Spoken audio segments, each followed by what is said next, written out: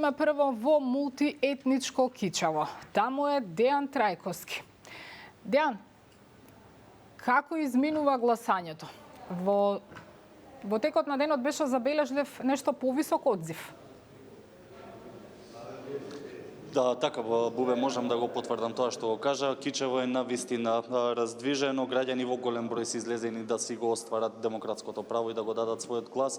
Според последните информации кои што ги имаме, според последните резултати, односно минатиот круг до 17 часот одзивот бил 39,6%, а сега одзивот во истото време е 48,29%, што е некаде околу 10% повеќе во однос на првиот круг, односно гласале 24.611 граѓани.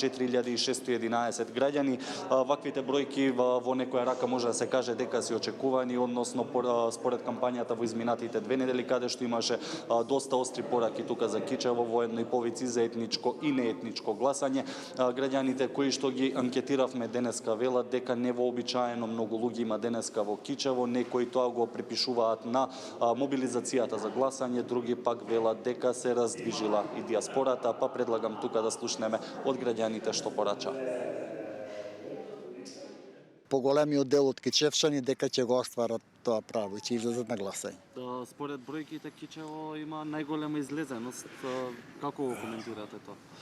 Па имат излезеност, имат и заинтересираност, се надеваме за подобро. Прв пат. Прв пат? Да, 18 години. 18 години, да. Излегуваат, имат многу граѓани што се дојдени и од другите земји. Според вредности. Зошто е битно така да се? Па да видиме, веќе 12 години многу е.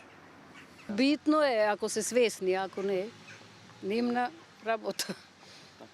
Се споменува за многу граѓани дека се дојдени од страна? Па ние сега не бевме тука моментално.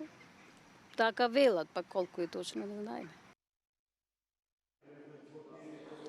Така, инаку утринава во 7 часот точно се отворени избирачките места, за сега поминува без никакви проблеми, односно некои ситни проблеми околу опремата што се случуваат, односно со оние детектори на лицата, но има IT екипи кои што се постојано раздвижени.